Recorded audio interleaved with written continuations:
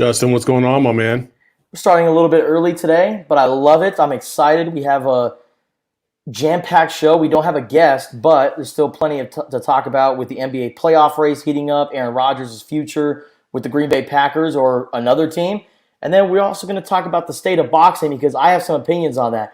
I'm excited for the fight this weekend with Canelo Alvarez and Billy Joe Saunders. However, we got YouTubers fighting boxing legends, and that doesn't Dude, sit right with me.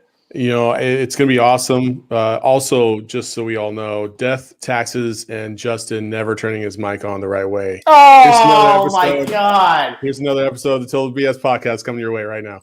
Yo, your fans just might turn into our fans. Be cool, it's just a part of this program. Spit your best 16 if you must. You not whack, you just sound whack rapping after us. For real. Is this thing on? Hey, there he is. Look at that, huh? Every single week, folks, we jump onto this thing, and every single week, my man never turns his mic on. You can hear it echo in the background. I'm a big sucker about sound. It's just, come on, Justin, man. It's 2021, man. We've been doing this for almost a year and a half now. Come on. It's because the Zoom calls, every single time we do a work meeting or whatever, a press conference, my mic automatically connects, so I never have to worry about it. So I'm under the impression every single time I come onto this broadcast that it's automatically picking up my mic, but it doesn't. So you know what they say, right? What's that? Excuses are like assholes. Everyone's got one. And they stink.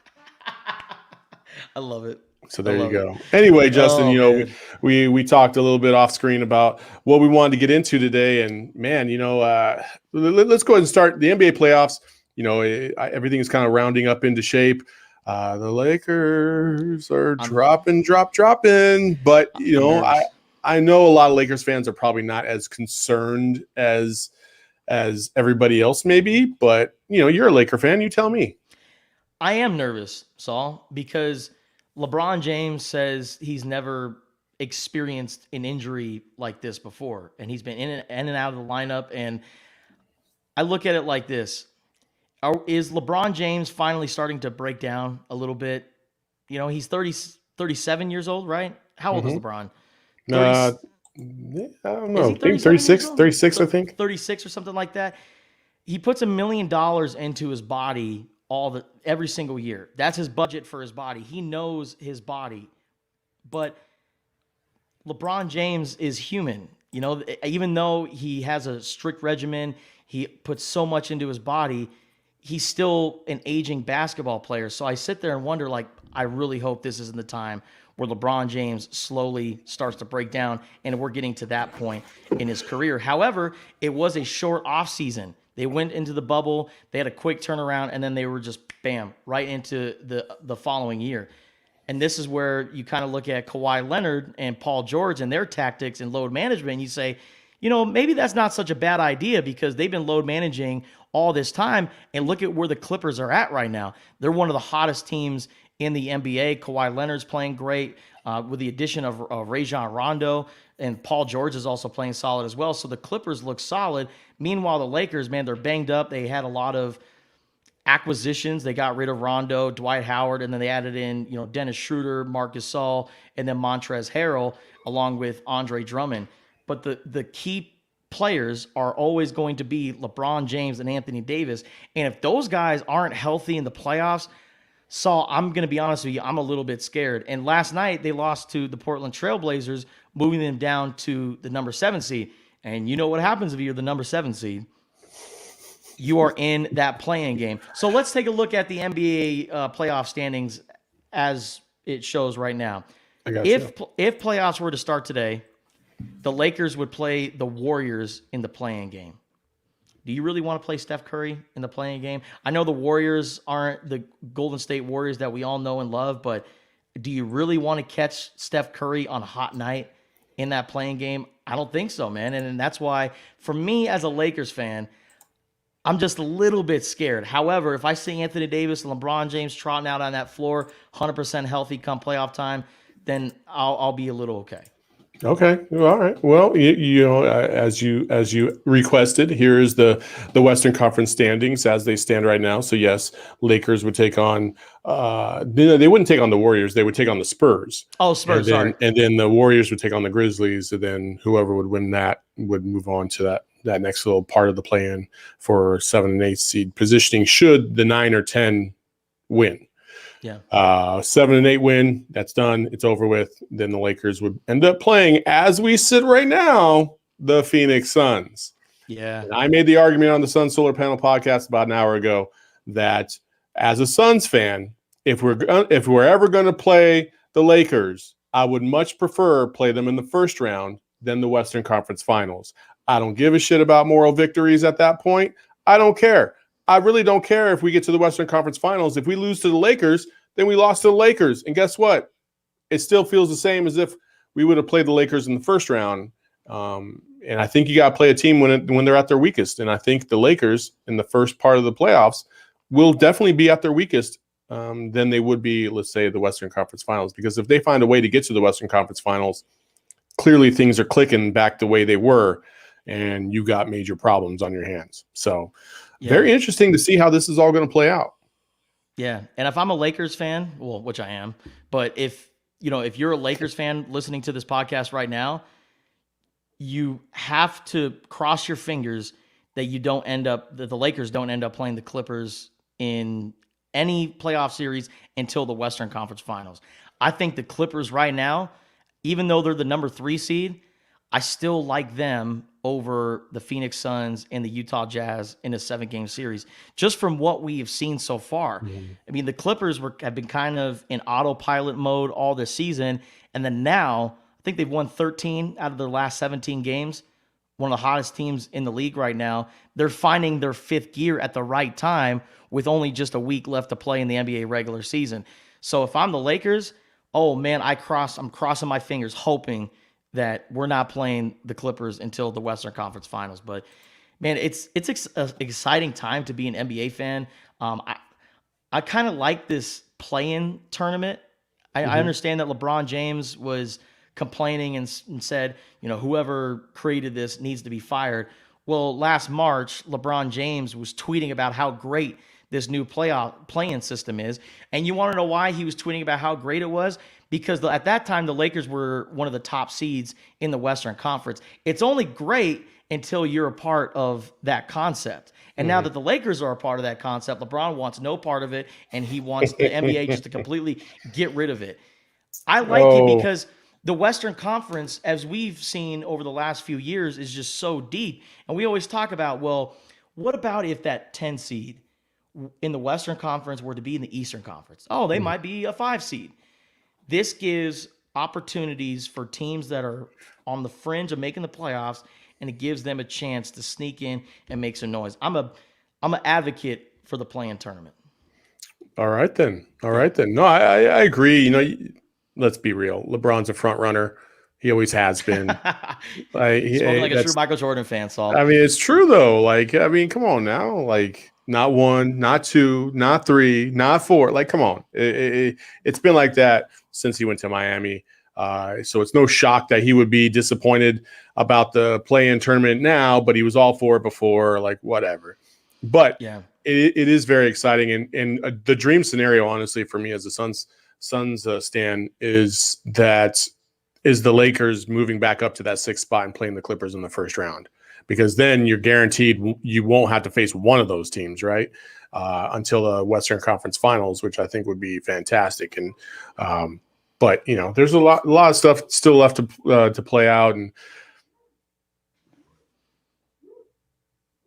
is that your dog barking? I don't know what the hell's going on right now. Yeah, anyway, it was just very odd. I don't know what the hell that was.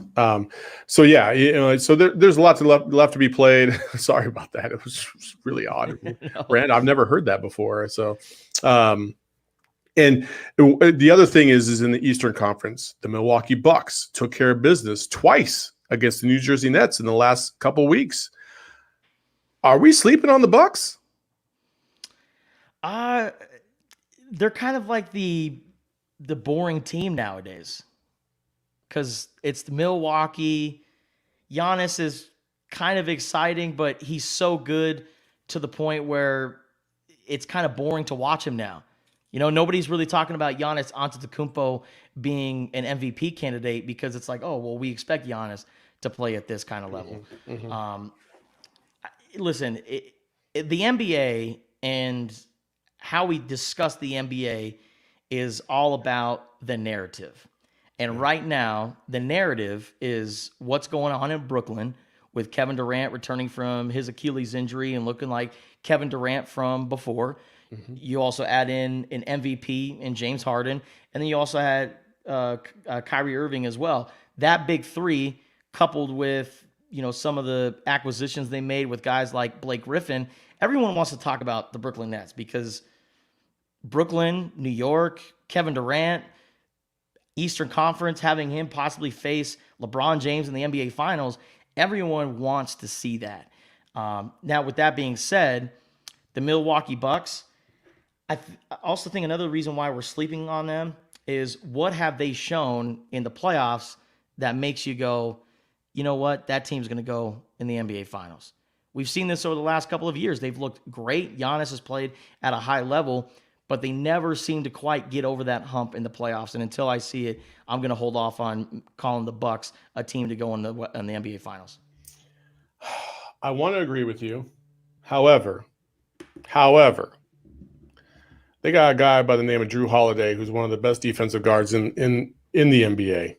And I think Drew Holiday is a big-time difference maker. And when you're talking about a potential matchup with the New Jersey Nets, or the Brooklyn Nets, threw that one back. You're talking about Drew Holiday, Chris Middleton, and Giannis against James Harden, Kyrie Irving, and Kevin Durant. I think that the Nets, the head of the snake for the Nets is Kyrie Irving, in my estimation. Because if you can rattle Kyrie Irving and get him just all discombobulated, I feel like you have a better chance. I feel like you're going to get what you're going to get with Kevin Durant and James Harden. They've been through the wars. They've been through the battles. Kyrie's kind of, he's kind of that wild card, right? You know what you're going to get from Kyrie. Don't get me wrong. Like, he's one of the best guards in the NBA. He's got the best handles. And when he's on, he's better than anybody else is on. Like, he's just lights out. But Drew Holiday is going to have a lot to say about that. And that's where I think the tide kind of turns a little bit. It's going to be an even matchup for the most part, and it's going to be fun to watch. And I think people are sleeping on the Bucks for whatever reason. It'll be interesting to see how it all unfolds. And, you also have the Philadelphia 76ers sitting at the number one spot. I mean, with Doc Rivers and Joel Embiid and Ben Simmons, that is an interesting team to watch. The Eastern Conference, it's pretty much going to come down to three teams: the Philadelphia 76ers, the Milwaukee Bucks, and the Brooklyn Nets. After that, it's a drop-off with the Knicks, the Hawks. I get it. The Heat, they're the defending Eastern Conference champions, but they don't look like the bubble Heat. They just look like the Heat from prior to the bubble. So the NBA playoff race is going to be interesting. I'm really interested in that play-in tournament with the Eastern Conference because you have the Washington Wizards sitting right there. And you know what? Russell Westbrook has been playing out of his mind. And I believe he is one triple-double away from tying Oscar Robertson. Yeah. So playing good basketball. They're the number 10 seed. I know the Wizards really struggled early on this year, but I think that's a team that could possibly sneak in past the playing game and possibly wreak havoc. So Russell Westbrook is the least appreciated basketball player in the history of sports, period. I mean, what that guy is doing is unbelievable. Like, they said that if he misses the rest of the season, or if he plays the rest of the season and doesn't record another stat, he would still average a triple-double. Oh, my gosh. That's ridiculous. Russell Westbrook is the least appreciated basketball player of our time, period. Like, people say LeBron because of the whole MJ and LeBron argument. We don't appreciate LeBron. But no, it's Russell Westbrook. For whatever reason, people have such a thing about Russell Westbrook. They just don't like him for whatever reason. They don't like his attitude, or, to me, a lot of it is just his facial expressions, the way he comes across or whatever. But Russell Westbrook is, like, by and large, one of the greatest players to ever play this game. And nobody appreciates him. Why? Because he hasn't really come through and won a championship, sure. But we give other people a pass on that. Why not Russell Westbrook? I don't understand it. Yeah. I love Russ, man. I love what he brings to the table. He plays his ass off every single night. That dude puts it all out there on the court. He doesn't go half-assed. He's 0 to 100 all the time. And I appreciate that about him. I think, like you said, it's how he comes across to people. He doesn't seem very personable or likable, but then you really hear Russell Westbrook and how he's all about family, how he's a great teammate. I mean, maybe if you ask Kevin Durant, he'll have something else to say. But outside of that, I mean, Russell Westbrook is a fantastic basketball player. And the likability part, I think media has a lot to do with it. And you see these post-game press conferences which I don't know how these guys are credentialed media members, but a lot of reporters in basketball ask some of the dumbest questions. Like it's a series clinching game, and they asked Russell Westbrook, like, do you think this is a must-win game for you guys? Like, dude, and then if we don't win, we're going home. Of course it's a must-win. Yeah, exactly. Like, questions like that where Russell Westbrook's like, what? I think they asked Chris Paul the same question a couple years ago. Like, do you think this is a must-win game for you guys when it's going into Game 7? And Chris Paul's like, what do you want me to answer, man? Like, yes, of course it is. And then you also have the fan interactions. I know Russell Westbrook hasn't had the best moments with fans. However, I'm pretty sure both times he's had run-ins with fans, it was with Utah Jazz fans. Yeah, and the Utah Jazz fans are the worst fans in basketball. Yeah, they come out and support the Jazz, but some of the things that they say at players, and they are way too comfortable out there in Salt Lake City. And it's not just Russell Westbrook. It's happened with Derek Fisher. It's happened with who are some other players that have had run-ins with Utah Jazz fans? Oh, I mean, I feel like there's a whole laundry list. Yeah, there is. I think Paul George had something with Jazz fans. I mean, it's just the laundry list of Utah Jazz fans getting under the skin, really with profanity and racial epithets. It's just it's long. It's just ridiculous. Utah is the worst. I said it a million times. Utah is the worst city. Salt Lake City is the worst city of all the cities ever, period. In the history of civilization, Utah is the worst state, and Salt Lake City is the worst city, period. Not even a discussion. I hate that place. I hate it so much. Burger King closes at 9 p.m. I have a friend of mine. Full disclosure, she's actually she's in Salt Lake City right now, and she's dating somebody that's I'll just say they're a professional athlete. And I was like, "Is this your first time going to Salt Lake?" She's like, "Yeah." I was like, "Oh yeah, good luck." I hope you like when the bar closes at 9:00 at night. Just so you know. Oh, such a terrible place. I'm not a fan. I can go on and on about Salt Lake City. We were so hungry, looking to get a late night meal, driving around, starving. Every single place was closed. Then we got hit on by the Village Inn lady. Oh, you weren't there for that one, were you? No, I wasn't. Oh, yeah, I didn't tell you about that one. So we're in Salt Lake City. We're covering U of A, Utah. Game's over. It's like 11:00 at night. We're driving around. I mean, we are driving around forever trying to find somewhere to eat. Finally, we see a Village Inn. It's open. We walk in, and this lady straight up is just hitting on me the entire time. Like, she wants me to come back next Wednesday for the free pie. And I couldn't tell if the free pie meant the free pie or if the free pie meant something else. And I was like, lady, I don't want no damn free pie. I just want to eat and go home because I'm tired. Salt Lake City, man. Don't lie. This is all a front. You keep saying Salt Lake City is this terrible city, but You got a secret lover out there. I do. Apparently, working the Village Inn in Salt Lake City. Yeah, her name's Wanda or something like that. I don't know. I don't give a shit. So, anyway, moving right along. One city that doesn't suck is Miami. I've never been, but it looks like it'd be a good time, right? Mm-hmm. I know things don't close at 9 o'clock out there, but that's where the pay-per-view hype started for Mayweather versus Logan Paul. They had a little situation, and it was a pretty it got a little testy there. I'm not gonna lie. I'm trying to get the audio. Sorry, hold on a second. There we go. Oh, I want this video so bad. Oh, I'll feed you, baby bird. Because it reminds me of Dr. Evil and Austin Powers 2 when they go on Jerry Springer, and he runs over to that guy and he grabs his hat. Got your hat. I got your hat. I got your hat. Got your hat.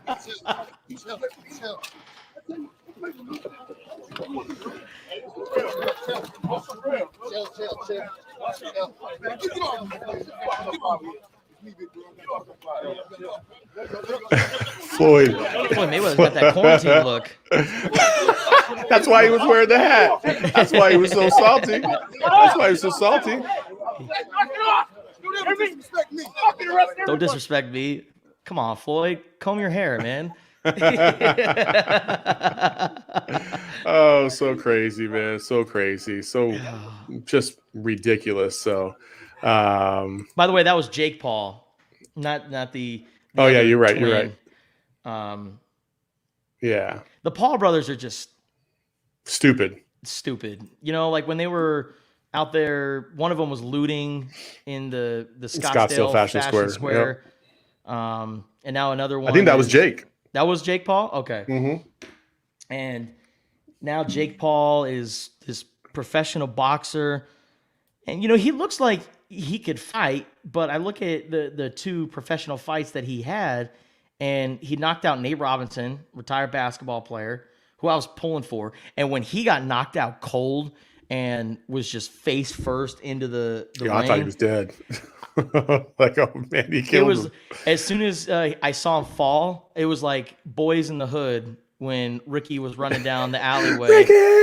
Ricky, Nate, and then bam, falls straight to the floor. Yeah.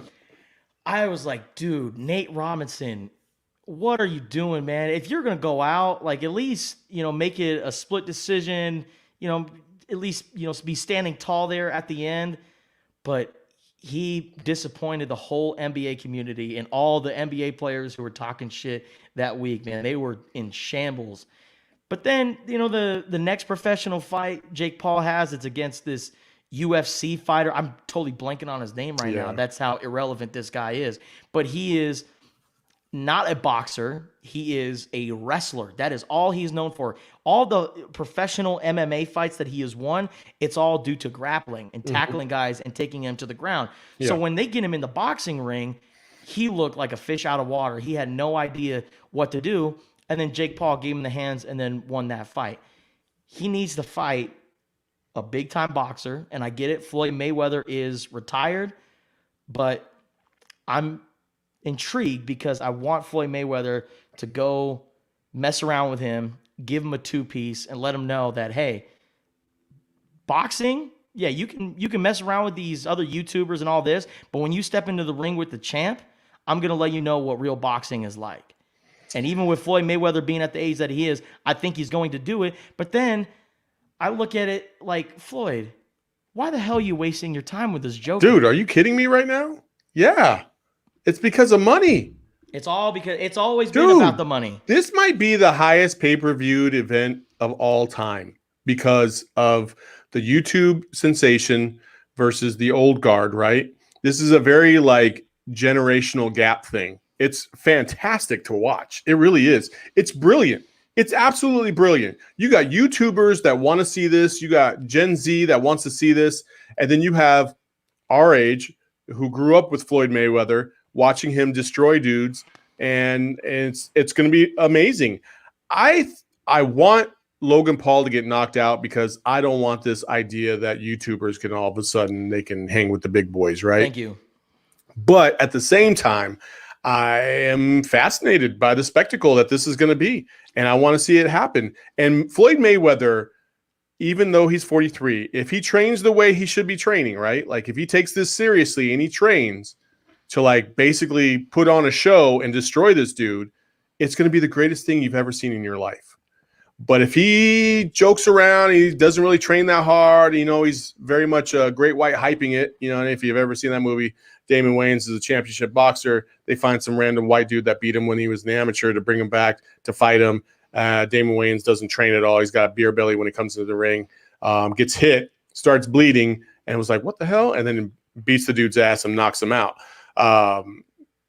If Floyd Mayweather goes down that road, hey, all it takes is one fluky punch, and that could be curtains.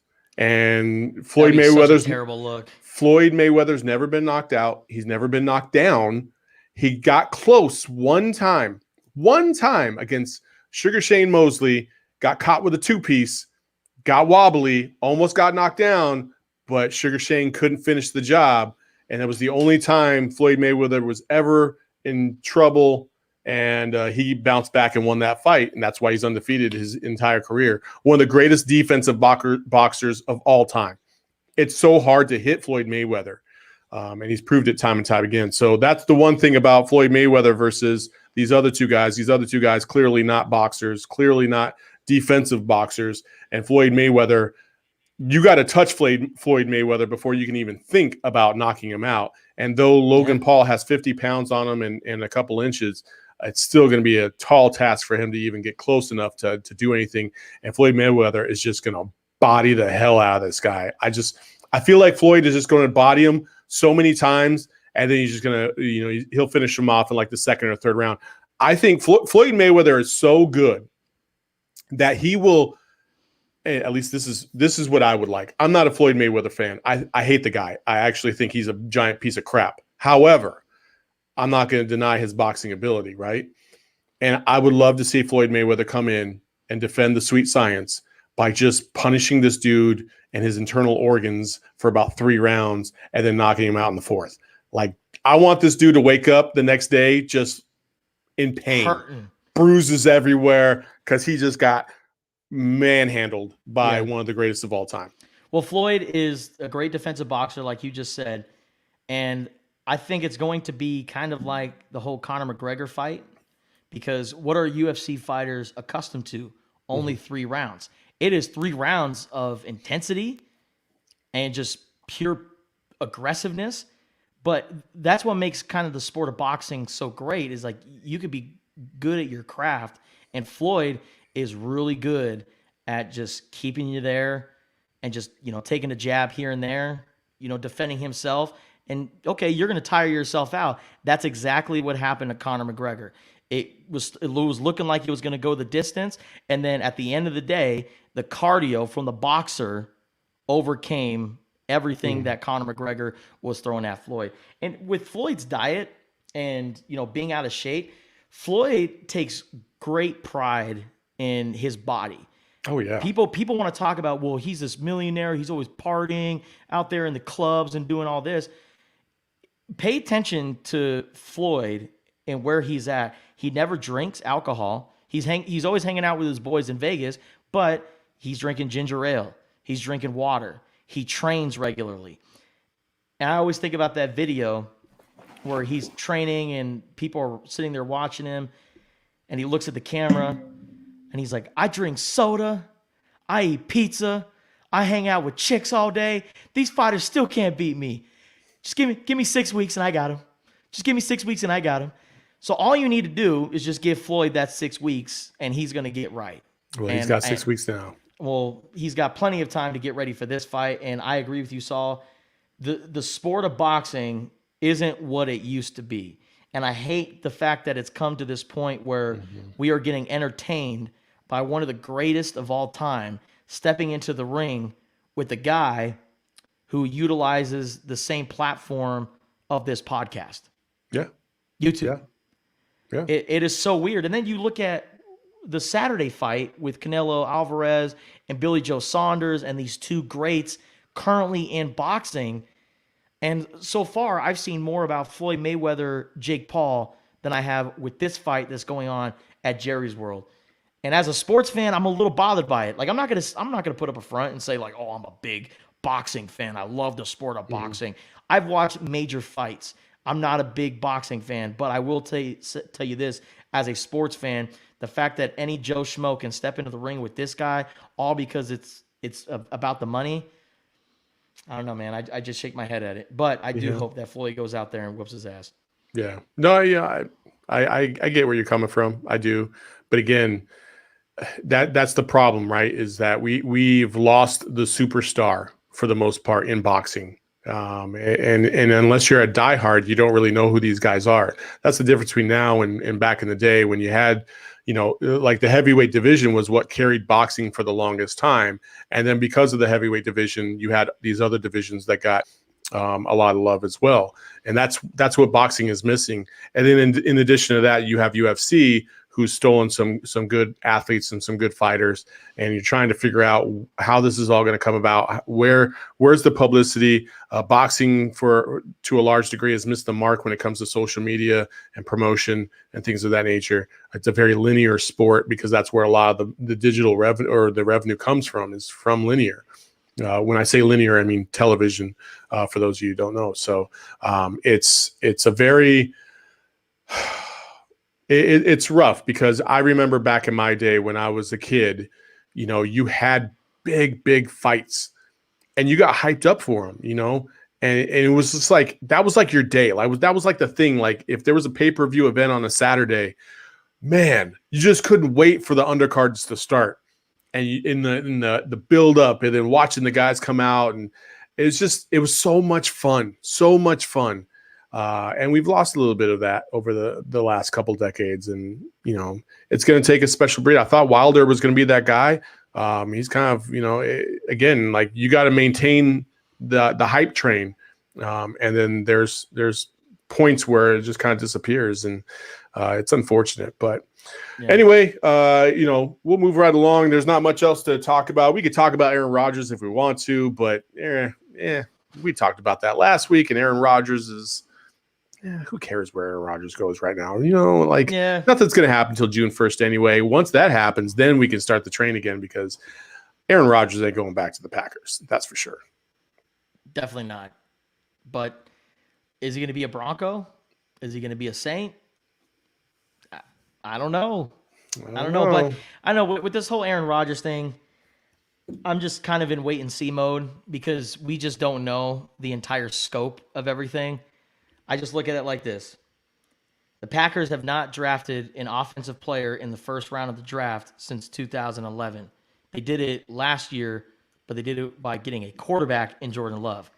And they didn't even tell Aaron Rodgers that they were going to draft Jordan Love. Mm-hmm. So when they got him, it was like, oh, big surprise. We might have your replacement here. And then I was listening to Matt Nagy do a radio interview earlier this week. And when they traded up to get Justin Fields, they notified Andy Dalton, who they just picked up. Like, Andy Dalton has been with the Chicago Bears for only a couple of months, but they let him know, we're picking this quarterback, just so you're aware. If they're going to give Andy Dalton the courtesy and let him know that they're taking a quarterback, the Green Bay Packers should at least let him know, Aaron Rodgers know, that we're going to pick this young quarterback that might be our future. It's a courtesy. You've been here for, 16 years now? We might have your replacement. We just wanted to let you know. You're the GM. You're the head coach. Anytime you make moves like this, courtesy. Just let the man know. And maybe you won't have these communication problems like you're having right now. So I don't know the full scope of things. Aaron Rodgers could be this complete jerk, which, he does have some baggage if you look at his personal life. Mm-hmm. Not everything is perfect with Aaron Rodgers. So we don't know the full scope. Wait and see. It's going to be interesting to see what Aaron Rodgers does. All right. That's an interesting take. Why you got to drag Olivia Munn into this, man? Come on now. She has nothing to do with this. Well, we talked about boxing. We talked about Rodgers. They're both, it seems like they're in the middle of fights and square offs. But, we have one of our own. Dad jokes. Let's get to it, baby. Here we go. All right. Dad jokes. Justin, you want me to lead it off, or you want to lead it off this week? All right, I'm going to lead it off this week. Oh, because I got my okay. coffee. Here we go. I got my coffee sitting right here, and I just got to ask you, Saul, how does Moses make his coffee? I don't know. He brews it.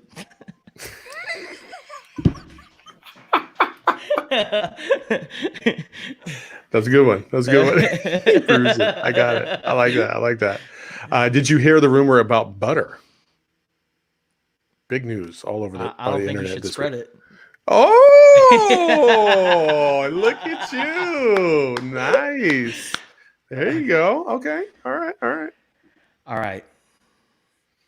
Let's look at my list here. What do you call a fake noodle? An impasta. That was weak. That was weak. Okay. Why is dark spelled with a K and not a C? Why? Because you can't see in the dark.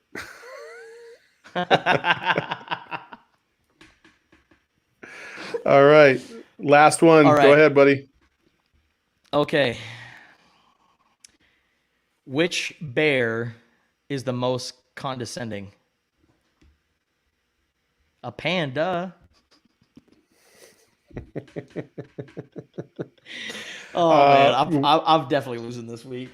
What did the buffalo say to his son when he left? Bye, son. All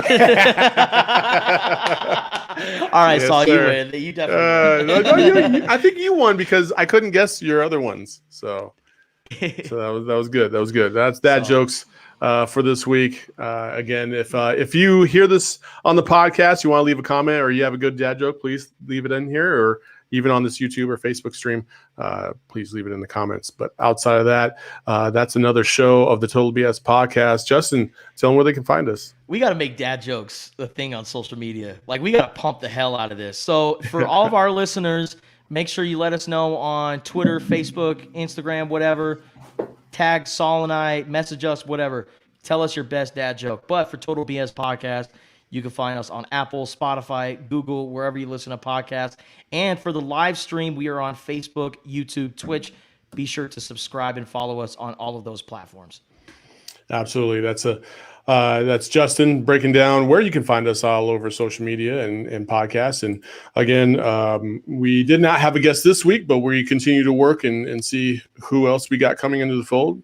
You got something, Justin? Yes, I will say this. We do have a very special guest joining us next week. So if you're a golfer looking to improve your game, because we're approaching the summer months, and with summer, it's golf season everywhere in the country. So if you want to... Is it though? Because it's like 100 degrees up here. And $10 rounds, baby, $15 rounds. This is true. Take a cool towel out there with you. Yeah. So you don't die. Yeah, I got you. Well, I mean, like the last time, I almost died. Yeah. So last May we go golfing, and my man Justin damn near died out there on the golf course because it was so hot. So It was the 13th hole. I putted. And he saw 5 holes. And I saw spots, and I just ran straight to the golf cart, grabbed the cold towel, just put it on my face. And when you guys got back to the cart, I was like, yeah, guys, I think I'm going to sit out the next couple of holes. So with it warming up, make sure you take your water out, hydrate, so you're not like me and almost passing out on the golf course. But with golf season really in full swing around the country, beautiful weather out, unless you go in the middle of the afternoon in Arizona like us. You want to improve your golf game? Well, we're going to have a golf instructor who's won multiple awards with Golf Digest, and he's going to show us some tips and tricks on how to improve your golf game. So I'm excited for next week's Total BS podcast. Make sure you stay locked in for that. It's going to be fun. I'm an avid golfer. Justin's gotten into the game in the last couple of years. So yeah, definitely join us for that next week here on the Total BS podcast. But until then, we'll see you when we see you. Peace. Yo, your fans just might turn into our fans. Be cool, it's just a part of this program. Spit your best 16 if you must. You not whack.